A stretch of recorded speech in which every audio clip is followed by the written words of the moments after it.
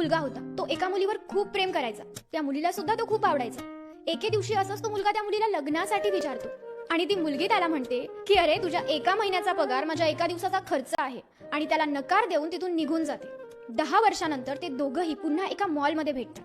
मुलगी तिच्या छोट्याशा मुलाला म्हणते की हे बघ तुझे मामा, आणि त्याच्याजवळ जाऊन त्याला सांगते की माझा नवरा एका मल्टीनॅशनल कंपनीत कामाला आहे आणि त्याला महिन्याला 1.5 लाख रुपये पगार आहे.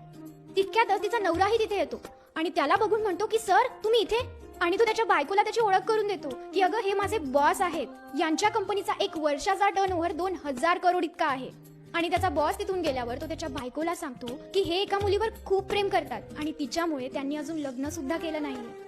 मित्रांनो, या गोष्टीमधून आपल्याला 2 बोध मिळतात. पहिला बोध, कधीही पैशांचा गर्व करू नका त्या मुलीप्रमाणे. दुसरा महत्वाचा बोध, जर एखादी व्यक्ती तुम्हाला सोडून जात असेल ना, तर तुम्ही सुद्धा तिला त्या क्षणालाच सोडून द्या. जर तुम्ही असं केलं नाही तर आयुष्यात तुम्ही कितीही काहीही मिळवून घ्या, तुमच्या हृदयाच्या कोपऱ्याला नेहमी एक अपूर्णता राहील जी तुम्हाला कधीही खुश होऊ देणार नाही, त्या मुलाप्रमाणे.